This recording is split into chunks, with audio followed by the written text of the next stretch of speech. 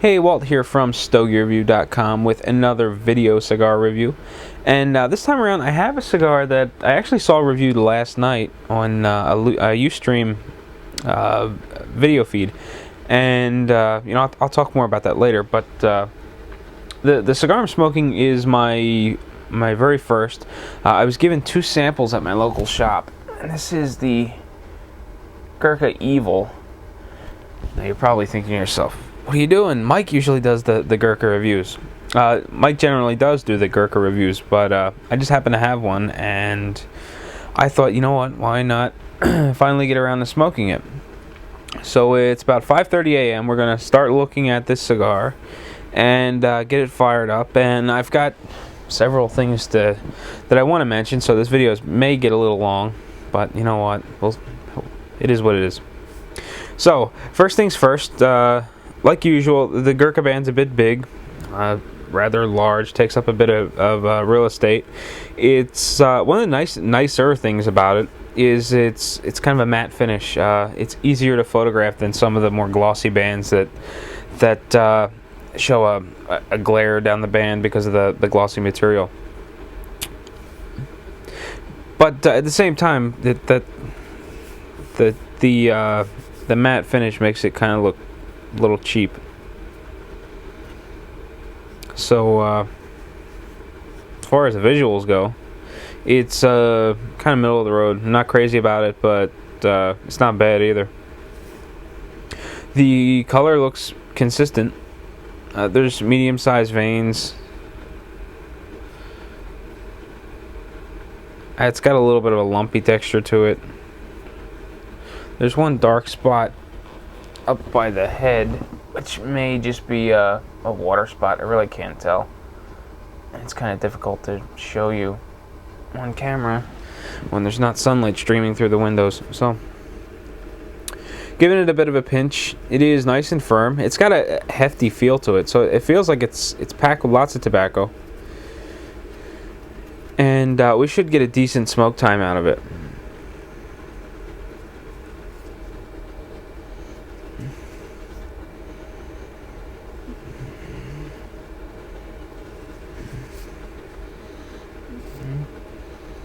It's got a bit of an earthy aroma to it, especially at the foot. So, now as far as now that that's all out of the way, and I can talk while I light. I don't know anything about this cigar. I came into this completely blind. I don't know what the price is. I don't know what the availability is. I don't know where to buy them. I don't know how much they cost. I don't know if this is one of those micro batches or one of those limited productions that Gurkha does a lot of, and they're long gone. But I was watching. I was on Twitter last night, and there was a tweet about the Lady of the Sticks Ustream channel, and it sounds kind of pornish, but it's really not. And in the past, I had watched one of her videos, which is entitled "Simply Smoking Ashes." She does like a weekly live feed, but a lot of times it's on later than I care to be sitting in front of a computer, and I never really get to catch the live stuff. So I watch the recorded stuff when she's finished, and I might watch it a day or two later, whenever I run into it. But last night I was killing some time. Excuse me. And I decided to hop over to her Ustream channel and get caught up. She's 4 episodes in. I watched the first episode, and then last night I watched the episodes 2 and 3. And then I decided to watch the live stream last night. I was up a little bit later than usual. I kind of had a couple of things going on. I was watching sort of half paying attention to Top Gear in the background on TV, an old rerun, half paying attention to the Ustream live stream, and half paying attention to the chat. I know that's a lot of halves, but I swear that's how it worked out. And so the Gurkha Evil was featured, and it wasn't something I was really looking forward to hearing talked about. I knew I had one, but I hadn't really heard anything about him. And I was kind of half paying attention as I was doing other things, and a comment that really caught my attention was I liked them so much that I went out and bought a box, and I thought, wow, that's, I don't hear that very often with a lot of Gurkha products. So I thought, tomorrow I'm gonna sit down, do a review, and I'm gonna go grab that cigar. So that's precisely where we're at. Now, if you're unfamiliar with Lady of the Stick on Twitter, she does, as I said, a weekly video stream on Ustream, which is available afterwards for playback if you don't catch the live feed. And she focuses heavily on, or what seems to be heavily on, the new cigar smoker. My nose is killing me; it's itching. But everything seems to be focused on the new cigar smoker. She talks about the cigar. The shows are relatively short. I think the longest one I watched was like 16 minutes. So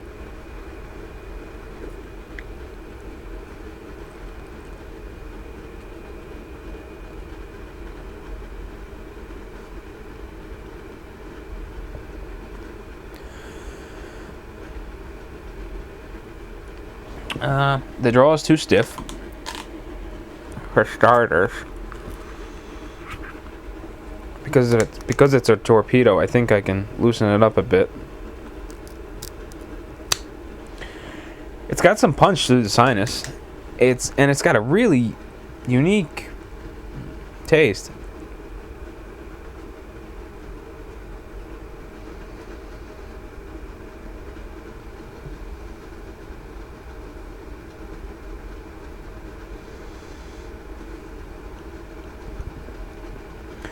It's kind of sweet, but it's kind of not. May have to think about that for a little while. The draw's a little better now that I re-clipped it. I may clip it one more time, because I really don't like a draw quite that stiff. And it's giving me a tingle in the back of my throat. I tend to retrohale a lot, so if a cigar is giving me those tingles early, sometimes I worry that it's going to make my throat feel kind of raw, and the smoke will be rather harsh. But it's still early, so we'll see how it goes. See, I don't want to forget anything. Alright, so I was saying that Chris does this weekly video thing, and you can watch the recordings afterwards, but she focuses on new cigar smoker kind of stuff. She did an interesting piece on smoker sins or smoke sins, things to do when you're with a group of people that you don't do, sort of like herf etiquette kind of a thing. And there was some interesting stuff. She also talked about a variety of cutters, and it was very new cigar smoker friendly, and it was pretty interesting to boot. So check that out. I'll try to put a link in there if I remember. Definitely check her out. She does every Monday night around 9:30ish. Someone correct me if I'm wrong, but that's where we're at. That's where I got the idea to smoke the cigar, and that's who I am blaming if it sucks. So sit tight, and I will be right back. Well, I am back, and it's about 5:55, so it's still early. A little bit long after I started. I don't really remember what I started. I just remembered that I did mention the time, and plugging right along. I'm about, I don't know, 1.25 inches into the cigar. It's burning fairly well. I've got a little bit of a crack forming, which is over here. Actually, it's more in the wrapper than in the binder and into the filler. And I realize it's really difficult to see. It's the twilight hours. We have no sunlight shining into the office right now, so right in front of the camera is kind of dark. But it's burning pretty well. The burn line is a little wavy. The ash is nice and light in color. It's holding a decent shape. I've had a couple of pieces drift off, but nothing to really make much of a mess or be concerned about. I'm going to go ahead and knock the ash off. It's taking a bit more effort than I expected it to. I probably would have held on for another 1/2 inch or so. Fell into the ashtray. It's holding its shape. sometimes when you knock the ash off, they just kind of burst. And because of the way the ash looked, it had a kind of a powdery kind of a texture to it. I was really expecting it to just go to pieces when it hit the ashtray. So flavor-wise, it's pretty interesting. It's got this flavor to it that I really can't put my finger on. I mean, I'm just kind of sitting back and just thinking about it, different flavors and foods, and you know, what does this remind me of? And the only thing that I can think of is Earl Grey tea.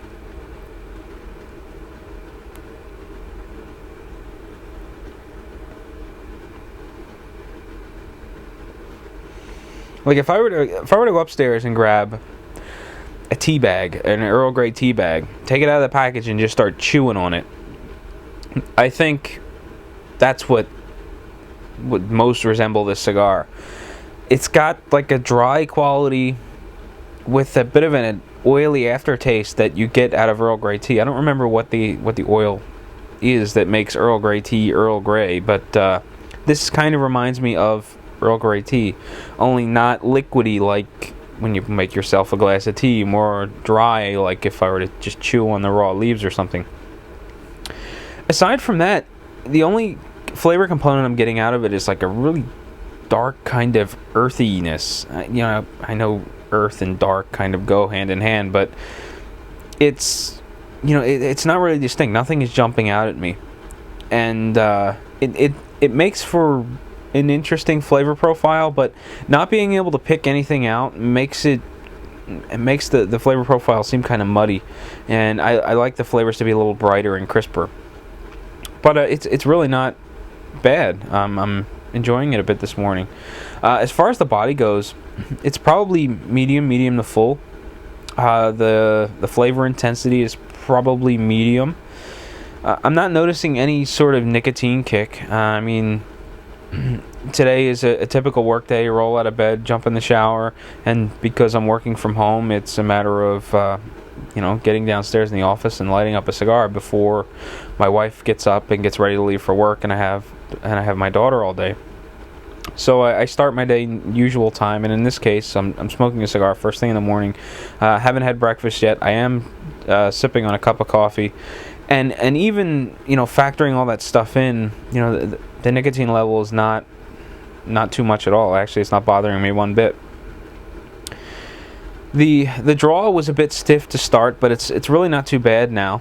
It gives me a nice mouthful of smoke. There's a bit of resistance. The smoke coats the palate well. It's easy to get through the sinus, and it's still bothering the back of my throat just a little bit, just a little harshness, and I'm afraid that's not going to go away, and it's just going to build and get worse. But I'll keep sipping on coffee, and we'll see where it goes. So I mentioned earlier that Mike generally does the Gurkha reviews, and the reason being is that Mike doesn't have a cigar shop really close by, so he does a lot of his purchasing online. He also does that to save a bit of money, being on a fixed income. Me, on the other hand, I like saving money, but at the same time, I like giving business to local guys. Now, when it comes to Gurkha, I don't like buying locally. Actually, I won't buy locally. And because I won't buy locally, I won't buy I won't buy the brand online either. And the reason being is just there seems to be too big of a bridge between local pricing and online pricing. For instance, there's this cigar that Mike smokes. It's the Gurkha Cognac, or the Gurkha Grand Reserve, and it's infused with cognac. He likes to smoke it every now and again. He tells me about it every time I talk to him. He brings it up about how nice this cigar is. Even for a flavored cigar, it's a nice change of pace, and he likes it. So one day I was walking through my local cigar shop, and there was a small display case.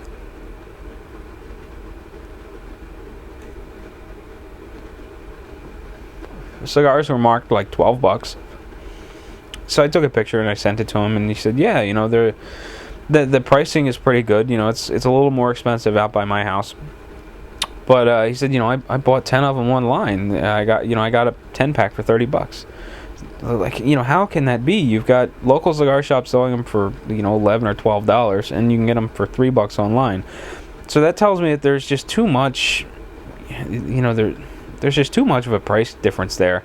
So I I don't like buying the brand at all. Because if I'm buying locally, I feel like I'm being gouged. If I'm buying online, I'm not supporting a local retailer. So a lot of times, if I can't buy locally, I'll pick up the phone and call, like, either, most times it's Buckhead if I'm buying a box, and I'll shop the area. If I can't find something, generally I don't smoke it. And not to knock online retailers or anything, but I just, I smoke a lot of things right out of the box. So if I go to the cigar shop, I'm not bringing them home and letting them sit for 2 weeks. I go to the cigar shop, I buy a cigar, I pull it right out of the humidor and light it up. And the cigars that I buy, I generally smoke throughout the week. Some of them end up sitting for a while, but I like to smoke them right away. The last order I got from Cigars International, that sat for... It's still sitting, and the last one I had still wasn't ready to smoke, and it's been sitting for like a month. They're just too wet.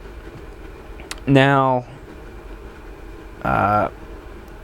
When I'm smoking locally, or I'm ordering from a smaller B&M like Mike and Buckhead, when those cigars show up in the mail, it's a matter of just cracking open the box, grabbing one, and lighting it up, and it's good to go. Even that short trip in the mail doesn't hinder the cigar. It seems to smoke just fine.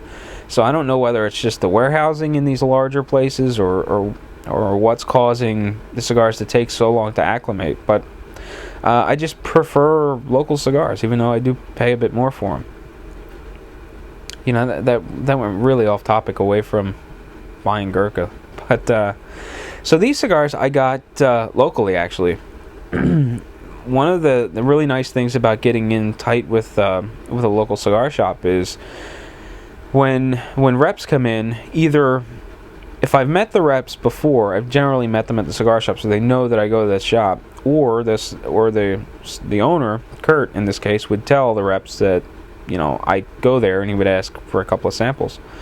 And in this case, the Gurkha rep stopped by, and Kurt grabbed me 2 Gurkha Evil samples while he was in. And then the next time I was in, he handed them to me and told me to give them a shot.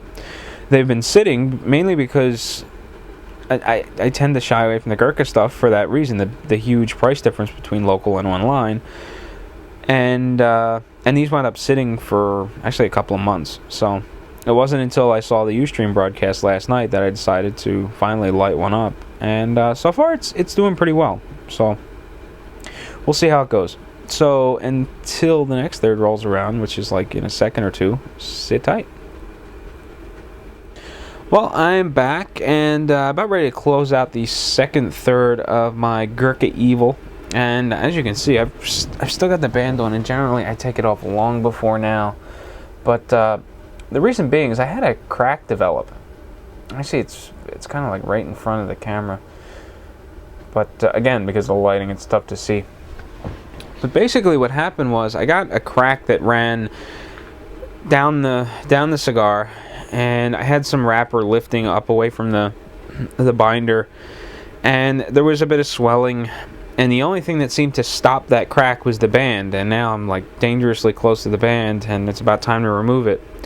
And the reason that I left the band on was it seemed to compress the cigar and keep the crack from spreading. I thought as soon as I pop it off, this split's going to run up the cigar, and it's going to get even worse. So I wanted to kind of hold off and see what happened. So now I've got a little bit of swelling. It's made the band even tighter than it was. So we'll see if we can get it off without damaging this stick.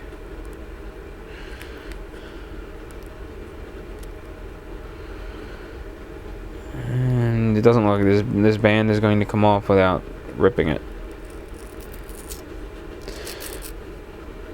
which I hate. It's like a paper bag. It's just sort of tearing off, and very fibery kind of band.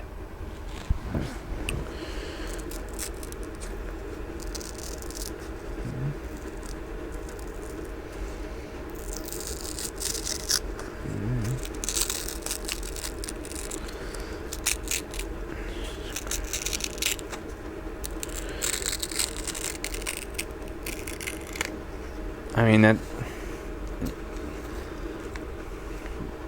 Did it really have to be that hard? Alright, so... that's off. And you can see where the band was holding things together. Maybe.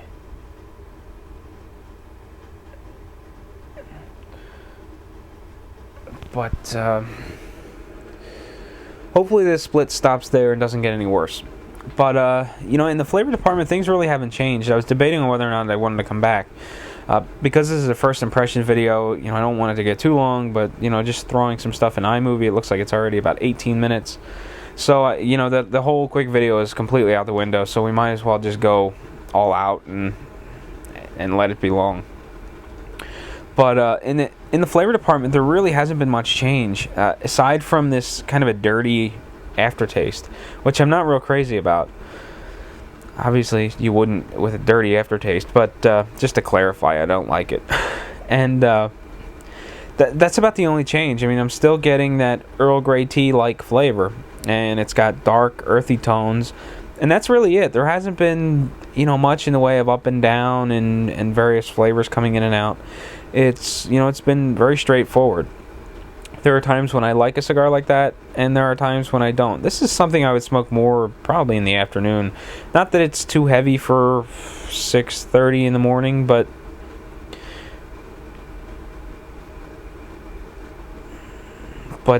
this is just something that I would probably pick up later on in the day.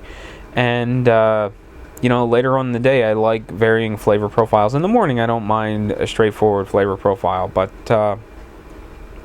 this isn't really, so far, this really isn't anything to write home about. It's not bad either. It's one of the better Gurkhas that I've smoked.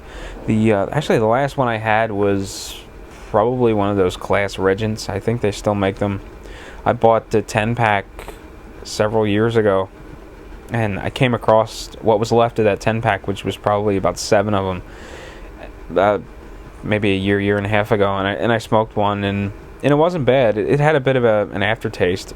Like a dirty aftertaste. For whatever reason, Gurkhas seem to have that aftertaste to me.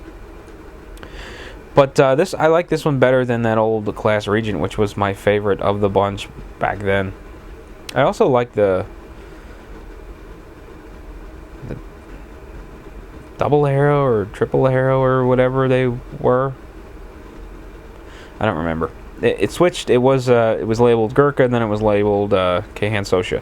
So I don't remember what it was, but I don't smoke Gurkha often, as you can tell.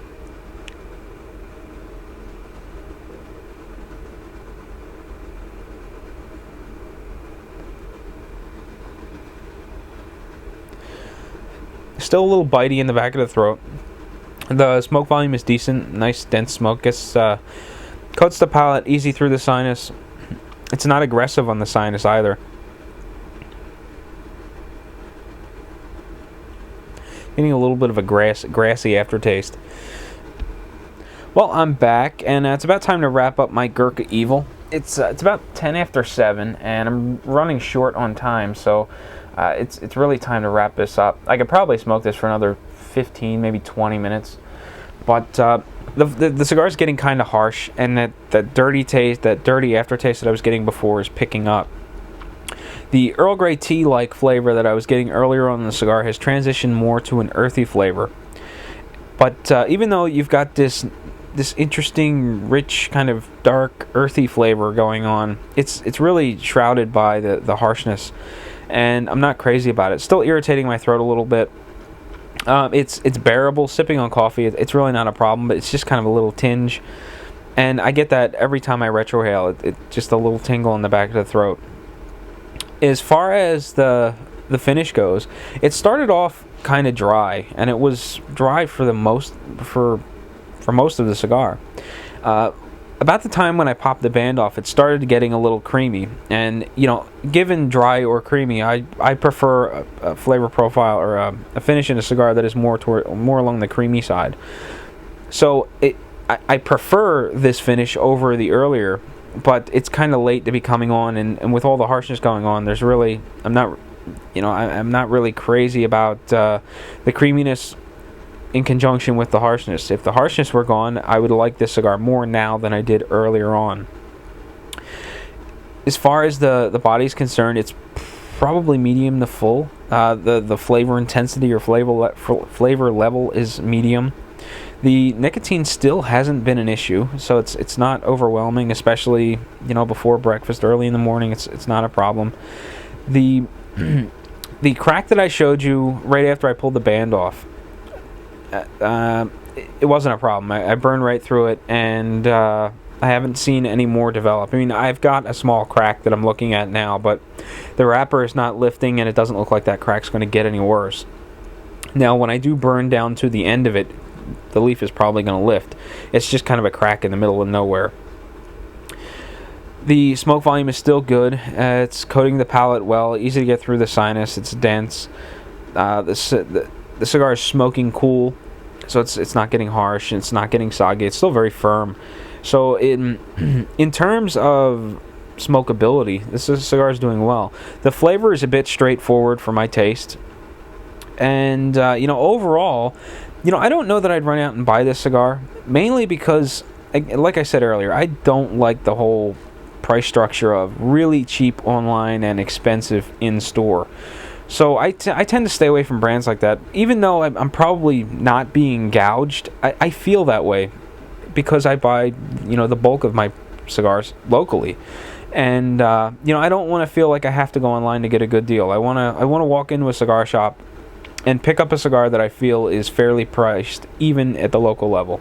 And a lot of times, I don't feel gouged spending, like $6 in line for an Oliva O, and then going online and getting a 5-pack for, like $25 or something like that. So, I don't. In a lot of circumstances, I don't mind paying a little bit more, but in this case, or not necessarily this case, but in the case of a lot of Gurkhas, I feel like I'm spending a lot more, and I simply just avoid them, just because of the high price tag. And again, I don't buy much online, so it makes Gurkha one of those brands that I rarely smoke. I wouldn't mind smoking another one if I ran into the rep and he handed me one. I certainly wouldn't turn it down, but this isn't something I would go seeking out. This isn't something that I would consider buying a box of. That's pretty much all there is to say about the Gurkha Evil. And, this video is going on for a very long time as it is. So, for another take on the Gurkha Evil, check out Lady of the Sticks Ustream channel. And I'll try to remember to link to it in the write-up on Stogie Review. But that's going to close it out. So, until next time, happy smoking.